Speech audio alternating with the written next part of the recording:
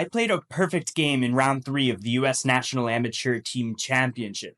0 inaccuracies, 0 mistakes, 0 blunders, 97% accuracy. Starts with e4, c5. I bring out my knight, and we have an Alapin where I take and I go bishop b5 check. I castle and immediately start putting resources on this e-file, looking at this king.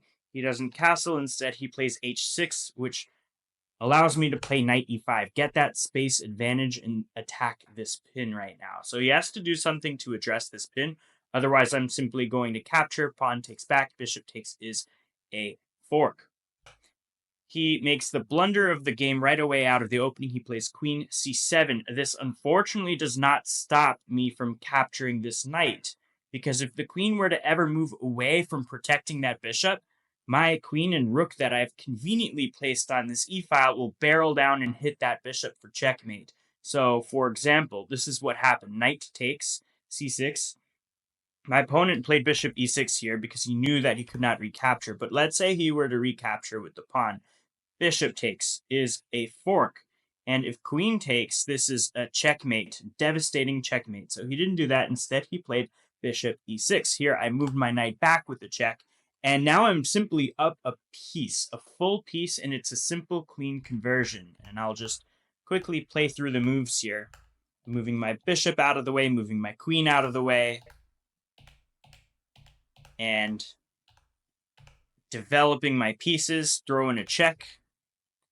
I moved my queen over here so I can kick away the knight with this pawn move. And I wanted to trade bishops. And we got it. When you're up material, it's definitely good to trade off material.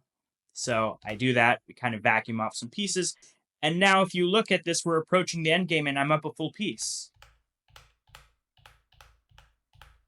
And I'm slowly coming in my way with my knight and queen. Force off the queens off the board.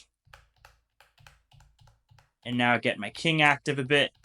I have an extra pawn on the side. It's passed. Get my king a little bit more active. Push, push, push the pawn. Sacrifices the knight. Otherwise, pawn promotion is inevitable. And he plays this all the way to checkmate. He lets me scoop up the rest of his pawns, but I'm just going to promote this one and get a checkmate. And that was game 3.